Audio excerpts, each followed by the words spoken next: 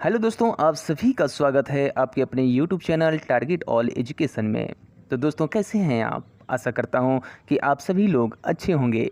तो दोस्तों, आज हम इस वीडियो में आपके लिए लेकर आए हैं तुलसीदास जी द्वारा रचित श्री रामचरितमानस के बालकांड से संकलित तथा हिंदी के काव्य खंड में धनुष भंग नामक पाठ से अवतरित पदों के हिंदी भावार्थ की व्याख्या को। तो चलिए दोस्तों, आपका ज़्यादा समय ना लेते हुए शुरू करते हैं आज का टॉपिक। तो दोस्तों, पिछले वीडियो में हमने आपको धनुष भंग के 6वें पद का हिंदी भावार्थ बतलाया था। इस वीडियो में हम धनुष भंग नामक पाठ के 7वें पद का हिंदी भावार्थ आपको बतलाएंगे। तो दोस्तों, अगर अभी तक आपने हमारे उस पिछले वीडियो को नहीं देखा है तो वीडियो की डिस्क्रिप्शन में उसका लिंक दिया गया है, आप वहां पर क्लिक करके उस वीडियो को भी देख सकते हैं। तो आइए दोस्तों, अब बात करते हैं धनुष भंग नामक पाठ के 7वें पद के प्रसंग के बारे में।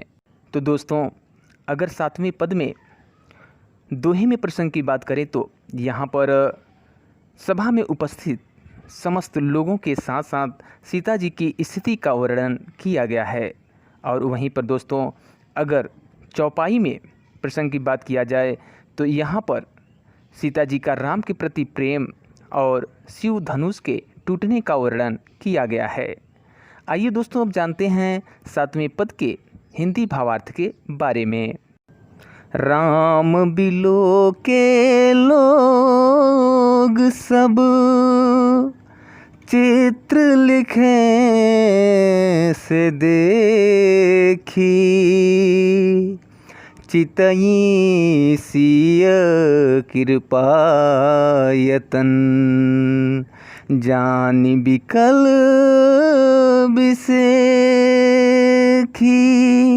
देखी विपुल विकल भय देहि, निमिषि बिहात कलप समतेहि, तिरसिति बारी बिनी जो दनु त्यागा, मुए करई का सुधा तड़ागा, काबर खा सब कृषि सुखाने, समय चुके पुनि का पछताने, अस जिय जानि जान की देखी, प्रभु पुल के लखी प्रीति बिसेखी, गुरहि प्रणाम मन ही मन कीन्हा, अति लाघव उठाई धनु लीन्हा, दम के उदामिनी जिमि जय लयऊ,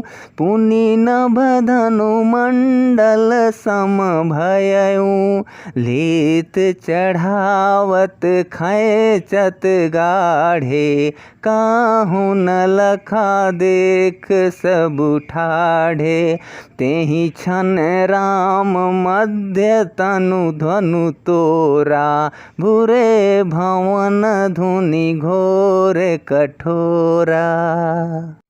तो दोस्तों, जब प्रभु श्री रामचंद्र जी मंच पर धनुष तोड़ने के लिए जाते हैं तो उस समय सभा में उपस्थित सभी लोग, उनके साथ साथ सीता भी वहाँ पे विराजमान रहती हैं। उस समय उनके चेहरे पर एक अलग ही भाव होता है कि क्या जो है श्री रामचंद्र जी धनुष को तोड़ पाएंगे या फिर क्या होगा। ऐसी स्थिति में जो उनकी दशा होती है उसका वर्णन करते हुए यहाँ पर गोस्वामी तुलसीदास जी कहते हैं कि राम बिलो के लोग सब चित्र लिखे से देख। तो दोस्तों, हम आपको बता दें कि यहाँ पर बिलोके का जो अर्थ होता है वो होता है देखें। चित्र लिखे अर्थात चित्र के समान, आप इसको इस तरह से भी कह सकते हैं कि मूर्तिवत। तो इस प्रकार यहाँ पे गोस्वामी तुलसीदास जी कहते हैं कि श्री रामचंद्र जी ने सभा में उपस्थित सभी लोगों की ओर देखा। राम बिलो के लोग सब, सभा में उपस्थित समस्त लोगों को जो है प्रभु श्री रामचंद्र जी ने देखा, उनकी ओर देखा जो है। और फिर आगे कहते हैं कि जब प्रभु श्री रामचंद्र जी उनकी ओर देखते हैं तो चित्र लिखे से देख। ये सभी लोग उन्हें चित्र में लिखे, अर्थात जो वहाँ पे उपस्थित लोग थे, चित्र लिखे से देख, अर्थात जो सभा में उपस्थित लोग थे जिनकी ओर से प्रभु श्री रामचंद्र जी ने देखा था, वे सब उनको चित्र में लिखे हुए के समान अर्थात मूर्तिवत दिखाई पड़े। एक तरह से ऐसे कहा जाए कि वो लोग एकदम एक नज़र से बस केवल प्रभु श्री रामचंद्र जी की ओर ही देख रहे थे कि क्या सब लोगों के धनुष तोड़ने के बावजूद भी, धनुष तोड़ने के प्रयास करने के बावजूद भी क्या श्री रामचंद्र जी इस धनुष को जो है तोड़ पाएंगे या नहीं। इस तरह से जो है प्रभु श्री रामचंद्र जी को जो है जब वो उनकी तरफ देखते हैं, उन लोगों की तरफ देखते हैं, तो वो सब जो है मृत्युवत दिखाई उनको पड़ते हैं। फिर आगे कहते हैं कि चितय सीय कृपा यतन जान विकल विशेखी। तो दोस्तों यहाँ पे सी अर्थात सीता, विकल का अर्थ होता है यहाँ पे व्याकुल, विशेखी अर्थात विशेष, और कृपा यतन का जो अर्थ होता है दोस्तों कृपा निधान, अर्थात श्री रामचंद्र जी की बात यहाँ पर हो रही है। तो जब प्रभु श्री रामचंद्र जी वहाँ पर उपस्थित समस्त लोगों को देखते हैं तो वो सब उनको जो है मूर्ति के समान दिखलाई पड़ते हैं। इसके पश्चात प्रभु श्री रामचंद्र जी जो कृपा निधान चितई सी कृपा यतन, अर्थात जो कृपा निधान श्री रामचंद्र जी हैं वो जो है चितई सी, अर्थात उन्होंने जो है सीता जी की ओर देखा। समस्त लोगों को देखने के बाद वो जो है सीता जी की तरफ भी ध्यान देते हैं, उनको देखते हैं और जान विकल विशेखी, और उनको इन सब से अधिक अर्थात विशेष रूप से व्याकुल अनुभव तब हुआ जब वो जो है सीता जी की ओर जो है देखते हैं, क्योंकि सबसे वहाँ पे उपस्थित समस्त लोगों में जो सबसे दुखी था वो थी सीता, क्योंकि सीता और राम, आप तो जानते ही हैं कि राम को भी पता था और सीता को भी पता था कि वो एक दूसरे से कितना प्रेम करते हैं। अगर आज ये धनुष श्री रामचंद्र जी नहीं तोड़ पाएंगे तो सीता के ऊपर क्या बीतेगी, इस चीज़ को सोचकर जो है प्रभु श्री रामचंद्र जी विशेष रूप से सीता की ओर देखकर जो है वो व्याकुल होने का जो है उन्होंने अनुभव किया। फिर आगे आइए देखते हैं, इस तरह से जो है गोस्वामी तुलसीदास जी ने दोहे में वहाँ पर उपस्थित सीता जी के साथ साथ समस्त लोगों के जो है उनकी स्थिति और दशा का जो है वर्णन किया है। आइए अब जानते हैं इस चौपाई के हिंदी भावार्थ के बारे में। तो फिर आगे जो है गोस्वामी तुलसीदास जी यहाँ पर कहते हैं कि देख विपुल विकल वैदेही निमिष बिहात कलप समते ही। तो दोस्तों यहाँ पर जो विपुल का अर्थ होता है वो होता है बहुत, विकल अर्थात व्याकुल, और वैदेही का अर्थ होता है राजा जनक की पुत्री अर्थात सीता। निमिष का अर्थ होता है यहाँ पे पलक झपकने का समय, बिहात अर्थात व्यतीत होना, कल्प यानी दोस्तों एक कल्प जो होता है वो 4 अरब 32 करोड़ वर्ष के समान होता है। सम का अर्थ होता है यहाँ पे समान। तो इस प्रकार दोस्तों गोस्वामी तुलसीदास जी यहाँ पर फिर आगे कहते हैं कि देख विपुल विकल वैदेही, श्री रामचंद्र जी ने सीता जी को बहुत ही व्याकुल देखा। उन्होंने अनुभव किया कि उनका निमिष बिहात कल्प समते ही, उनका एक एक क्षण एक कल्प अर्थात 4 अरब 32 करोड़ वर्ष के कल्प समते ही के समान जो है व्यतीत हो रहा था। फिर आगे कहते हैं कि त्रिसित बारी बिन जो तनु त्यागा मुए करई का सुधा तड़ागा। तो दोस्तों यहाँ पे त्रिसित का अर्थ होता है प्यासा, बारी अर्थात पानी, तनु अर्थात शरीर, सुधा का अर्थ होता है अमृत, और तड़ाका का अर्थ होता है यहाँ पे तालाब। तो दोस्तों जब प्रभु श्री रामचंद्र जी ने देखा कि सीता जी इतनी व्याकुल हो गई थी कि वो ये सोच रही थी कि कब प्रभु श्री रामचंद्र जी इस धनुष को तुरंत तोड़ दें, और इस प्रतीक्षा की घड़ी में जो उनका जो क्षण था, जो उनका जो पल था, वो इस तरह से व्यतीत हो रहा था कि मानो वो 4 अरब 32 करोड़ वर्ष के समान व्यतीत हो रहा हो। तो फिर इस तरह से आगे तुलसीदास जी यहाँ पर कहते हैं कि त्रिसित बार बिन जो तनु त्यागा, अर्थात यदि प्यासा व्यक्ति पानी न मिलने पर अपना शरीर छोड़ दे और मुई करें का सुधा तड़ाका, तो उसके चले जाने पर अर्थात उसकी मृत्यु हो जाने पर अमृत का तालाब भी क्या करेगा। फिर आगे कहते हैं कि का बरखा सब कृषि सुखाने समय चूके पुनि का पछताने। तो दोस्तों यहाँ पे जो बरखा का अर्थ होता है वो होता है वर्षा, कृषि अर्थात खेती। फिर आगे तुलसीदास जी कहते हैं कि सारी खेती के का बरखा सब कृषि सुखाने, सारी खेती के सूख जाने पर वर्षा किस काम की, और समय चूके पुनि का पछताने। समय के बीत जाने पर फिर पछताने से क्या लाभ। आशय यह है कि समय के व्यतीत होने पर सब कुछ व्यर्थ हो जाता है। कहने का भाव ये है दोस्तों कि जिस चीज़ की आवश्यकता जिस समय पर होती है, अगर वो काम या वो वस्तु या वो चीज़ उस समय प्राप्त हो जाए तो वही जो है लाभदायक होता है। किंतु समय व्यतीत हो जाने पर उन सब वस्तुओं का पुनः से प्राप्त हो जाना, उसका कोई भी लाभ या उसका कोई भी महत्व नहीं होता है।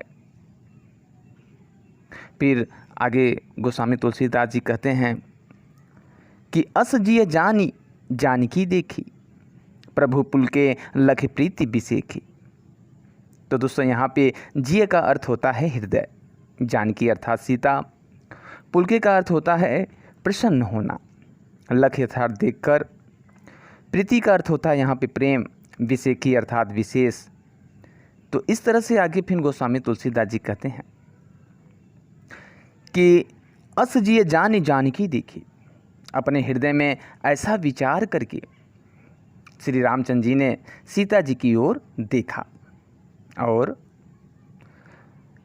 प्रभु पुल के लख प्रीति बिसेखी, और उनका अपने प्रति विशेष प्रेम देखकर, अर्थात सीता जी का अपने प्रति, श्री रामचंद्र जी ने अपने प्रति उनका विशेष प्रेम देखकर वे हर्ष अर्थात खुशी से प्रसन्न हो उठे। फिर आगे कहते हैं कि गुरही प्रणाम मन ही मन कीन्हा, और अति लाघव उठाई धनु लेना।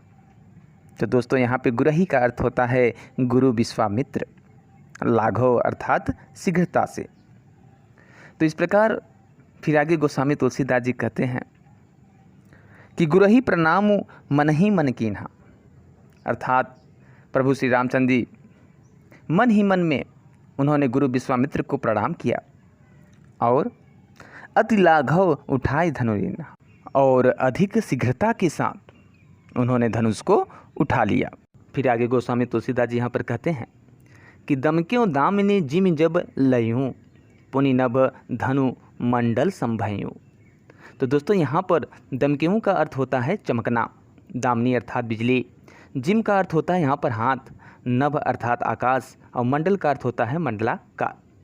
तो इस प्रकार फिर आगे गोस्वामी तुलसीदास जी यहाँ पर कहते हैं कि जब प्रभु श्री रामचंद्र जी ने शीघ्रता से धनुष को उठा लिया और दमक्यों दामिनी जिम जब लय हुआ, और जैसे ही उन्होंने धनुष को अपने हाथ में उठाया तो वह उनके हाथ में बिजली की तरह चमका। दमक्यों दामिनी जिम जब लय हूँ, अर्थात वह उनके हाथ में बिजली की तरह चमका। और पुनि नभ धनु मंडल संभयू, और आकाश में मंडलाकार हो गया, अर्थात वो जो धनुष था वो पूरे आकाश में चमकते हुए एक मंडला के आकार का, धनुष के आकार का जो मंडलाकार बनाते हुए वो दिखलाई देने लगा। फिर आगे गोस्वामी तुलसीदास जी कहते हैं कि लेत चढ़ावत खैंचत गाढ़े, काहू न लखा देख सब उठाड़े। तो दोस्तों यहाँ पे लेत का अर्थ होता है लेते हुए या उठाते हुए, खैंचत अर्थात खींचते हुए, गाढ़े का अर्थ होता है यहाँ पे जोर से, और ठाड़े अर्थात खड़े हुए। तो दोस्तों इस प्रकार फिर आगे गोस्वामी तुलसीदास जी कहते हैं कि सभा में उपस्थित लोगों में से किसी ने भी लेत चढ़ावत खैंचत गाढ़े, किसी ने भी श्री रामचंद्र जी को धनुष उठाते, चढ़ाते और जोर से खींचते हुए नहीं देखा। अर्थात ये तीनों ही काम इतनी शीघ्रता से हुए कि इसका किसी को भी पता ही न लगा। काहू न लखा देख सब ठाड़े, सभी ने श्री रामचंद्र जी को मात्र खड़े हुए देखा। फिर आगे गोस्वामी तुलसीदास जी कहते हैं कि तेहि क्षण राम मध्य धन तोरा, भरे भुवन धुनि घोर कठोरा। तो दोस्तों यहाँ पर तेहि का अर्थ होता है उसी, क्षण अर्थात क्षण, मध्य का अर्थ होता है यहाँ पे बीच से, भुवन अर्थात संसार या तीनों लोक, धुनि अर्थात ध्वनि, भरे का अर्थ होता है यहाँ पे भर गया, घोर अर्थात भयंकर, और कठोरा का अर्थ होता है यहाँ पे तेज। तो इस प्रकार फिर आगे गोस्वामी तुलसीदास जी यहाँ पर कहते हैं कि ते क्षण राम मध्य धनु तोड़ा, और उसी क्षण उन्होंने धनुष को बीच से जो है तोड़ डाला। फिर आगे कहते हैं कि भरे भुवन धुनि घोर कठोर, धनुष के टूटने की ध्वनि इतनी भयंकर हुई कि वह तीनों लोकों में अर्थात व्याप्त हो गया, अर्थात वो तीनों लोकों में उसकी जो ध्वनि थी वो तीनों लोकों में भर गई। तो दोस्तों इस प्रकार गोस्वामी तुलसीदास जी ने इस पद में सीता जी का राम के प्रति प्रेम और शिव धनुष के टूटने का वर्णन किया है। आइए अब जानते हैं इन पदों के काव्यगत सौंदर्य के बारे में। तो दोस्तों अगर दोहे में काव्यगत सौंदर्य की बात करें तो यहाँ पर भाषा अवधि है, शैली प्रबंध व चित्रात्मक है, रस शांत और श्रृंगार है। छंद की बात करें तो यहाँ पे छंद दोहा है। अलंकार उपमा और अनुप्रास अलंकार का प्रयोग यहाँ पर किया गया है। शब्द शक्ति अभिधा और लक्षणा है। गुण की बात करें तो यहाँ पे गुण प्रसाद और माधुर्य है। वहीं पर दोस्तों अगर चौपाई में काव्यगत सौंदर्य की बात करें तो यहाँ पर राम सीता के पारस्परिक प्रेम की सार्थक अभिव्यक्ति हुई है। भाषा भी यहाँ पर अवधि है, शैली प्रबंध और सूक्ति परक है। रस की बात करें तो यहाँ पर श्रृंगार और अद्भुत रस का प्रयोग किया गया है। छंद चौपाई है। अलंकार की बात करें तो यहाँ पर अनुप्रास और उत्प्रेक्षा अलंकार का प्रयोग किया गया है। गुण माधुर्य है। शब्द शक्ति यहाँ पर अब्धा और लक्षणा है। तो दोस्तों इस वीडियो में बस इतना ही। उम्मीद करते हैं ये वीडियो आपको पसंद आया होगा और आपको कुछ नया सीखने को ज़रूर मिला होगा।